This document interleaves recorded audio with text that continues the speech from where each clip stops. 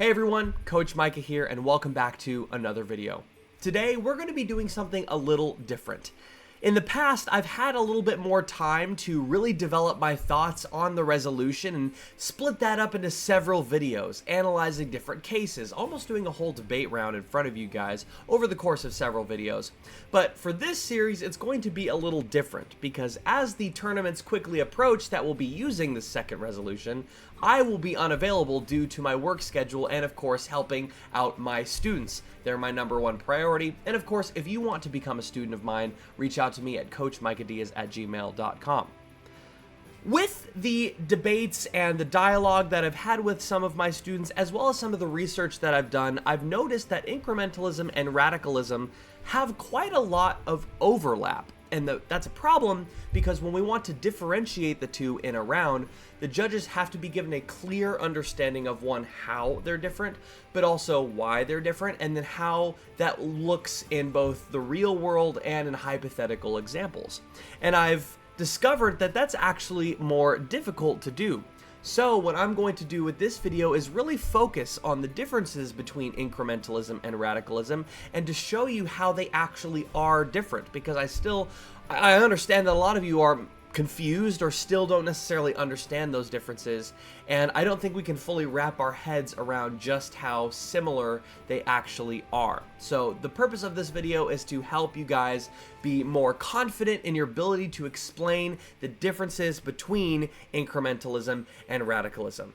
Now, before we get started, I want to remind you that the resolutional analysis document that I created for this resolution is currently available on my Patreon page. And at the moment, there is a sale for the first 20 people who invest in that document. It's half off, which means you're going to be saving a little bit of money and getting a product that will really help you as you prepare for this next resolution and the tournaments that are upcoming. In this document, we go over a lot of different things, especially what the resolution means, where it's coming from, the different strategies affirmative or negative might use, values, things like that. And like I said, the focus of today's video is going to really hone in on the differences between incrementalism and radicalism, but you can also find a lot of content like that written in that document. So if that's something you're interested in, go ahead and check out my Patreon page. The link will be in the description. But without further ado, let's dive into incrementalism versus radicalism. This resolution is a fun challenge because basically the entire thing is pretty broad.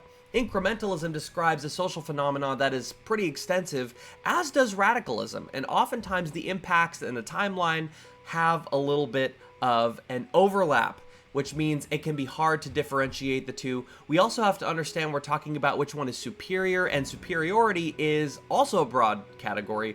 What makes something superior, right? What is social change? What do we mean by society? Society includes a lot of different things. How do we change those things?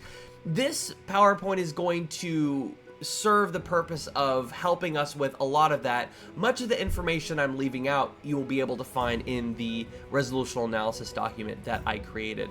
But for today, we're of course going to be looking at the idea of social change, and we're going to start with that, and I'm going to explain why. Then we're going to look at the differences. I have quite a big section here on the differences between the two. Then we're going to go over some examples of what these might look like in the real world. Of course, remember, you are able to have hypothetical examples, and they can be quite helpful when you're trying to create persuasive arguments. We're of course going to look at where the overlap is coming from, and I'm going to give you some advice there. And lastly, I want to touch on some prep that you can do to set yourself up well, especially going into the tournaments, given the fact that radicalism is not a word that most people have a positive connotation for, especially in this league.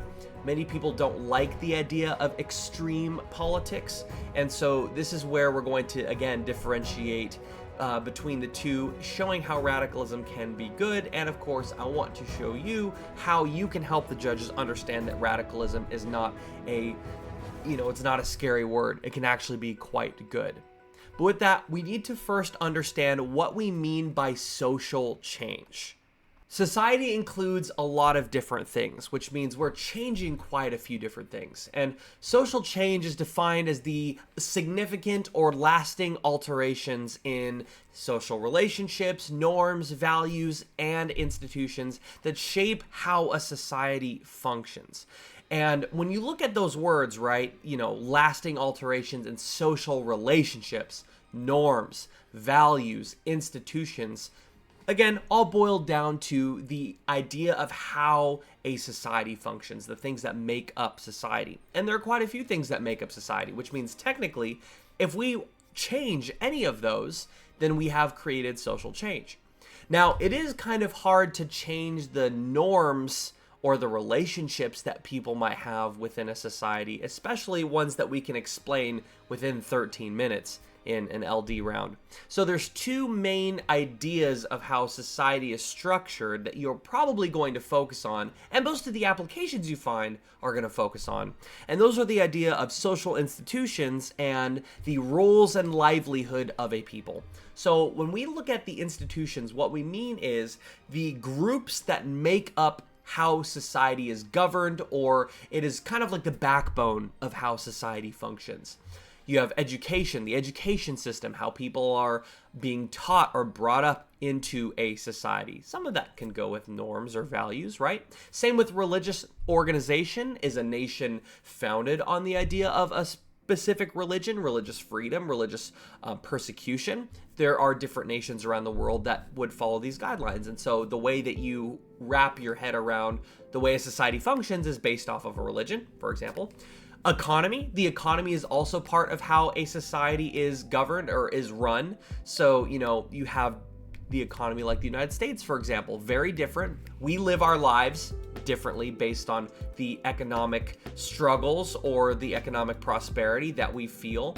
And different countries that are structured in different ways than the United States are also going to live differently. They're going to carry out their normal lives differently based on the economy. So maybe a change to the economy or whichever side helps us to strengthen the economy. That would be an example of achieving a social change. And you'll have to show how changing the economy changes our livelihoods, because when we think about society, well, technically, yes, the economy is included in that.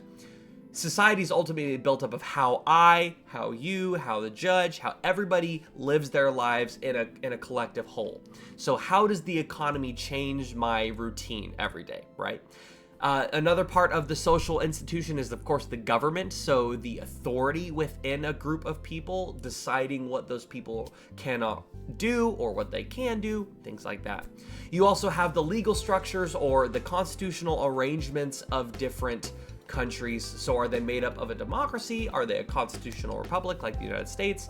Are they socialist? Are they communist? Etc. Those are all the backbone of a society, which means that incrementalism or radicalism could be responsible for changing those things, getting rid of government, fixing government, instituting a new legal structure, things like that. And then, of course, we understand societal change as the roles and livelihood. So what are things that we can do to help the way that we live? Technology is one of them. Adapting to the technological enhancements that society brings us. So artificial intelligence is a really big one that we're starting to see more and more within our society. Maybe that was an incremental addition to our society. That is something you'll have to prove. Same thing with demographics. So a large part of how society functions is, of course, the people that make it up, which means you might have assimilation or multicultural ways that people interact with society. You might also have different religious views, different religious groups coming into one space. You see a lot of this with immigration and the things that certain politicians, certain governments are doing with immigrants or refugees, and how those people have changed the way that others live their lives in those nations. So you can see this in Europe, you can see this from the United States, right? So maybe taking a stab at immigration is a way that we achieve social change for good. Same thing with professions. How do people do their jobs? The family unit is another thing. Which side of the resolution ultimately helps the nuclear family?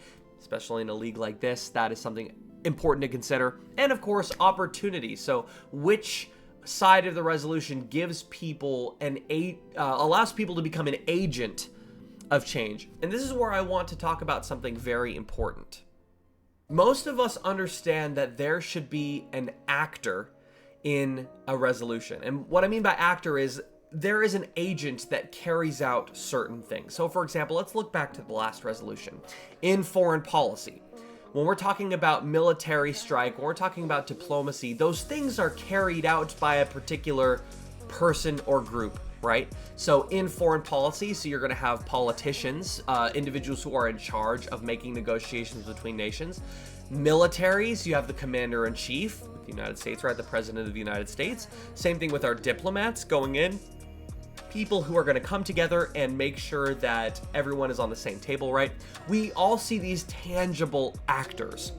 People who are responsible for creating XYZ, who are responsible for carrying out negotiations, who are responsible for, leading the military. But in this resolution, we actually don't have a clear actor. Rather, it is a resolution that is comparing two different social phenomena and the consequences or results of those social phenomena. So incrementalism is a thing that is driven by a lot of different factors or actors. You have people like you and me, civilians who don't have much authority. Can we change society in a way that is incremental? Can the government change society in the way it's incremental? Can we do it both, working together? Sure, right? And we're going to talk about, again, the definitions and the differences between these two here in a second. But yes, there are many different actors, tangible people that go into the social phenomena of incrementalism or radicalism. And what you, as the debater, have to do is just explain to the judge who you decide the actor is. The affirmative gets a lot of leeway in this broad value, looking at social phenomena and political theory. You get to define what the actor is. You get to define what incrementalism looks like within a society. And you get to show how that is being done. Remember, when we talk about a means to achieve social change, you get to describe what that means is. So if you're asking yourself, who is the actor in today's resolution? The subject of the resolution themselves are the agents of change. Incrementalism achieves social change. Radicalism achieves social change. And what's less important is the exact makeup of who led or who made the incrementalism. Who created the radicalism? The answer is it's up to you, because radicalism and incrementalism as social phenomena are made up of a broad number of things. Peoples, one person, the government, laws, etc. So remember, you are the person who gets to define what that is. You get to define what incrementalism looks like and what radicalism looks like within this resolution. One of the things that I really like to do as a debate coach is learn. I love learning. I love expanding my knowledge. I love helping you guys learn. And the way that I do that best and quickly, especially in prepping resources for you as we get closer to tournaments, is by using a special tool called Perplexity. Perplexity is a special AI-powered search engine that functions a lot like ChatGPT, only you don't use it just to ask random questions about anything. It's specifically geared for current events and trying to find information about the real world. Think of it like Wikipedia. What it does is you ask it a question. Let's say that I want to learn about radicalism and incrementalism. So I might type in, how are radicalism and incrementalism different? What it will then do is scour the internet, finding the relevant sources that contain the information that answer my question, summarizes them, often in bullet points, to help me clearly understand what the answer is, and then provide me the links to where it got the information. So like, let's say I asked it that question and it provided some information, a really neat and understandable summary from Encyclopedia Britannica. It'll then cite and provide the link for that article. So I can click on it and boom, I am able to go to Encyclopedia Britannica to read all about it. It's a really awesome tool and it is free. I personally have used my Gmail address to sign up for an account. You don't have to sign up for an account, but I think you can only ask it like 3 or 4 questions before it locks you out for, the free content. If that's something you're interested in, I would totally recommend it. Again, it's not designed just to be a random AI chatbot. It's specifically like a Wikipedia search engine that will give you the relevant answers to your questions, provide examples, and then cite its sources so you know that you're getting as credible information as you possibly can. So a lot of the information that I am using for this PowerPoint comes from the Perplexity results that I was doing as I was researching for this content. And what you'll understand is it's actually pretty helpful and relevant to our discussion today. So that's why I'm going to have up to 3 slides that show us the difference between these two terms, radicalism and incrementalism, because they're a pretty big deal, and there's a lot of ways that they are different. So let's get started with looking over those differences. Radicalism seeks rapid, sweeping, and fundamental change to institutions, while incrementalism seeks gradual change through step-by-step adjustments that build on the existing system. So the first difference we have here is the nature of the system. Radicalism seeks to replace an existing system, while incrementalism is the description of fixing, adjusting a current system, maybe in order to make it better or to prevent it from getting worse. So radicalism is a replacement, incrementalism is an adjustment. That's the first way we can understand the difference between these two.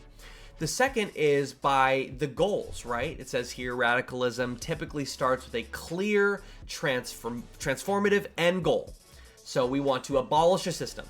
And what it's willing to do is disrupt a current arrangement in order to make that thing happen. So think of it this way. It doesn't care who it offends. It just wants to speak the truth, right? Whereas incrementalism accepts this broad structure, this broad outline of the system, and actually focuses on changing it, tweaking it, making it less bad, correcting it, right? Or making it better over time, progressing it. And usually the long-term goal, the long-term vision is more ambiguous. It's not as clear of a goal. Our goal is just to make it better, to improve it. Whereas radicalism, we know exactly what we want to achieve. So there's another difference. Let's move on to the second one here. So in this case, radicalism is the idea that you have these existing institutions that are unjust or they're dysfunctional and they have to be transformed. Whereas incrementalism would see those institutions as improvable and can use them as a vehicle for change. You also have the idea that radicalism is more attractive when you're dealing with moral issues, or maybe there's something really bad or even evil going on. And so you need something that will address it quickly. And of course, the consequences could be great. There could be a lot of backlash because you're uprooting, you're upsetting the way that things are run. Whereas incrementalism is more attractive. It's better when there's a lot of complex, different, divided societies where there's these giant issues that can't just be solved with one giant action, and rather you need some compromise, you need some meetings, you need people to come together and agree on what can be changed and do it in a way that doesn't disrupt how everything is going.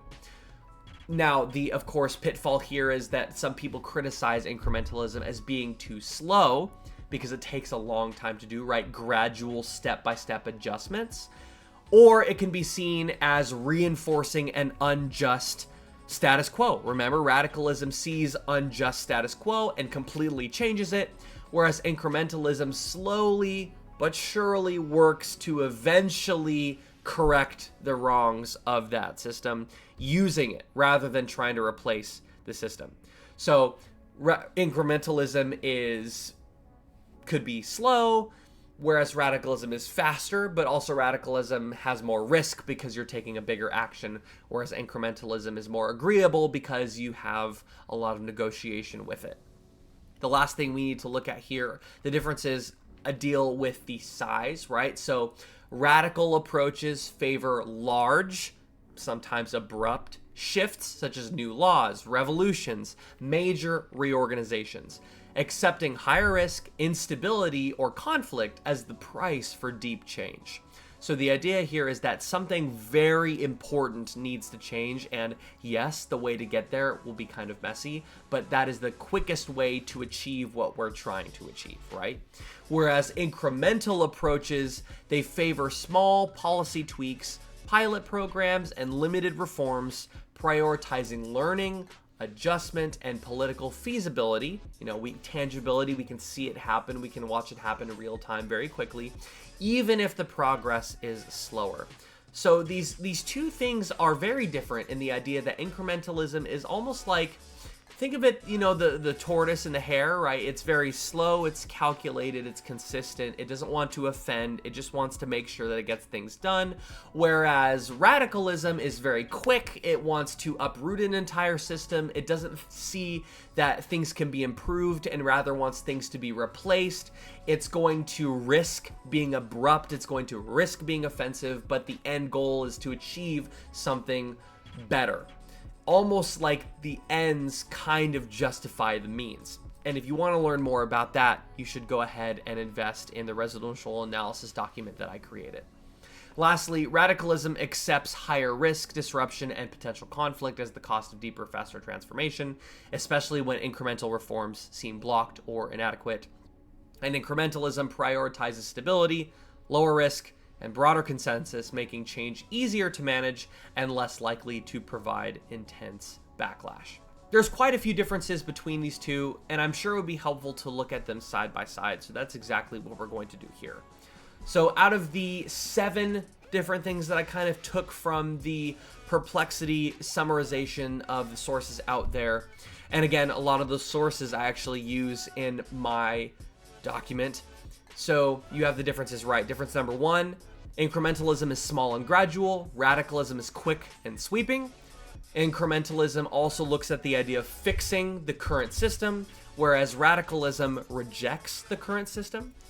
Incrementalism limits the steps and the consequences. It makes sure that it doesn't bite off more than it can chew, whereas radicalism is totally willing to do that. It is going to act regardless of what those consequences might be, because the situation is too dire. You also have incrementalism as a response to really complex issues, whereas a radical change is something that happens when there is a moral crisis, when there's something that just can't be ignored any longer and has to end. Incrementalism requires compromise for different parties, because when you're trying to change something, there might be someone out there who doesn't want that thing to change. So you have to meet with them and figure out a way that change can happen between the two of you. Whereas radicalism often has conflict. There is either one or more party acting against each other, trying to come out on top, or trying to dismantle the other. You also have the idea that incrementalism has lower risk, radicalism has higher risk, and of course the different synonyms that you can use here, you might hear, are progress or evolutionary for incrementalism, and radicalism, you have the idea of resetting or revolutionary. So evolutionary, changing over time, or revolutionary, changing all at once. And here are some examples of what that might look like for you. Small gradual changes, crime reduction. There's certain laws, there's certain policies that states or even the federal government might, add on little by little in order to try to reduce crime. Same thing with the Federal Reserve and the interest rates, because if we were to raise the interest rates an extreme amount, that would completely change the economy, right? Maybe some quick and sweeping change happened during the Industrial Revolution, where we just absolutely adopted the idea of industrialization, and it's honestly a really interesting subject, and I'll probably research that more for you guys. But basically, American society changed because of how much we focused on machines and the way that it grew the economy. And of course, all over the world too, not just America. You have the idea of fixing a current system, such as the criminal justice system. We're not trying to completely uproot our criminal justice system, right? But we are trying to fix it from within and adjust it. Whereas you might reject the current system in Haiti, the Haitian Revolution, for example. The idea of limiting consequences, you have government initiatives. Perplexity gave an example of Social Security. So what we're doing here is we're adding small changes so that a certain group of people aren't affected all at once, that they can kind of get used to everything before you go on to the next step, kind of get your feet wet before moving on. Whereas you act regardless of the consequences. You have something like women's suffrage, women standing up for what they believe should be their rights and are willing to disrupt the current order in order to secure those rights. Response to complex issues, so civil rights, bills, laws, those were responses to the complex issues, and it happened incrementally. You can't just, the way that our society worked at the time, you can't just give sweeping change, or maybe you can, right? And then of course you have the response to moral crises. There's a really good example from the anti-apartheid in South Africa, in which individuals were standing up against the immorality that was happening in that situation. You also have the idea of requiring compromise. So bipartisan negotiations is a really good way that this works. Governments, people coming together with different agendas, trying to figure out how they can work together. Whereas you have the idea of conflict, one party conflicting with another. Usually this is a disgruntled population overthrowing a king or some sort of authority, right? Then you have the idea of risk. Of course, incrementalism might look like technology being slowly introduced into our current way of life. You have, I don't know, the introduction of smartphones. You have the internet. You have AI as it's slowly being applied to everything, even this channel, right? And then, of course, you have the idea of the higher risk, the potential backlash. So French Revolution, right? So a lot of things happen in trying to go and support the freedom of people that led to a lot of people being persecuted and the establishment of some not so great authority, right? So there's these different examples that you can use and research that will hopefully help you out as you look over the differences of these two terms. But my goal with this video was to show you just how different these actually are and to give you the ability to explain those differences. But there is one thing that I want to mention, and that's the idea of relativity, because the way that most of these differences are categorized, time, size, and the direction that society is going, are actually quite relative. So think about it like this here. 10 years is a long time, but when you compare it to 100 years, 10 years is actually not that long of time. So this is where the debate kind of gets confusing, and this is where you're going to have to be diligent when it comes to your arguments. Radical change may take a while to finally happen. And if we're talking about the difference being the system, radical change uproots the system, incremental change fixes a system. It might take longer to uproot a system than it is to fix a system.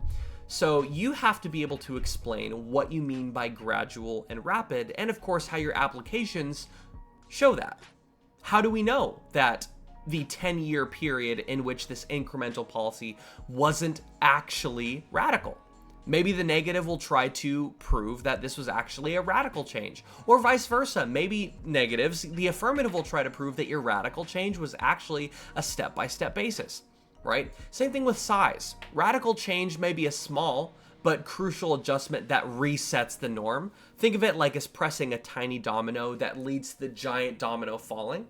The point of incrementalism is to prevent that from happening. We don't want unintended consequences. But maybe the consequence of one small radical action leads to utter societal collapse, as opposed to incrementalism might be done through giant large steps that actually affect many, but as we look down the line, the consequences aren't really that bad. And then same thing with the idea of the direction. Are we fixing society or are we replacing the social structures within society? Sometimes a fix might have to be a replacement, or for example, if I, as a plumber, go into your kitchen and your garbage disposal didn't work, I might try to repair the garbage disposal so that it works, or I can replace it with a new garbage disposal. Either way, your problem is still fixed. So you as the debater have to figure out the differences here, and you have to give the relative terms, their significance, and of course the context. Is 10 years a long time or is it a short time? Is affecting a million people a giant issue or a small issue? Is a fix a replacement or not? This is where the debate is going to come in, and the gray area that you are going to have to acknowledge. You get to define the significance of these terms. With all that being said, the next thing that we need to consider is, of course, how we're able to convince the judge. I have received a lot of feedback from certain parents and judges who have said that radicalism isn't really the greatest connotation, and most people accept incrementalism to be better. I mean, after all, incrementalism kind of sounds better, right? Lower risk, it makes changes that are better over time, it doesn't completely replace, especially living in the United States, there's not many things within the United States we need to completely replace, we just need to fix them, we need to adjust them in order to prevent them from getting worse, or in order to make them better. So how exactly do we convince the judge? How do we deal with judge bias, and how do we make radicalism sound good? Well, if you want the answer to that question, then I recommend going to my Patreon page and investing in the resolutional analysis document. Like I said, it's currently half off to the first 20 investors. Only $7 if that's something that you're interested in. I will be talking about the idea of persuading judges within the next big project that I'm working on, and hopefully it won't take too much longer, but it is pretty large. There's going to be quite a few slides that I have to put together, as well as compile a lot of the content that I created while I was in Italy. And the project that I'm working on is, of course, a crash course on how you can persuade the judges. But I want you to look out for my next video, which will be specifically for judges on how to judge a debate round, how to analyze a debate round. Because for a lot of people, it can be pretty daunting. I mean, we LDers are, of course, excellent in everything that we do. But, you know, debate can be pretty hard to judge. And so the next video that will be coming out after this one will indeed be for judges specifically. But when it comes to you as the debater, understanding how you can win the judge over, remember, the judge is who's going to give you the win at the end of the day, not your opponents. I would recommend for this particular topic going to my Patreon and waiting for that video that will be coming out as a crash course on how to persuade the judge within a debate round. Anyways, I hope you found this video helpful. If you have any questions, don't hesitate to reach out to me, coachmicahdiaz@gmail.com. And of course, if you want to learn more about these things for yourself, I totally recommend downloading and using Perplexity. It is a free AI, kind of just like ChatGPT. If you want to use it at a more extensive measure and use your Gmail address or some Gmail address to sign up for it, you can. There are no ads. It will limit your ability to search if you do it without creating an account. But once you create an account, you will be able to have a lot of searches and ask it a lot of questions. If you're trying to learn something very fast, that is the tool that I use. As far as I've used it, there have been no problems, but then again, I'm also using it specifically for educational purposes and trying to learn more about applications, about society, about incrementalism and radicalism. I used it a lot when I was creating content for the first resolution, and give me a summary of World War II, or I might ask it, how did World War II start? Why is foreign policy so important? What is social change? It's going to give you these answers. So anyways, I hope you found this video helpful. I will see you in the next one, and there's a good chance it might be the next year when you see the video that I was talking about. So in that case, have a Merry Christmas and a Happy New Year.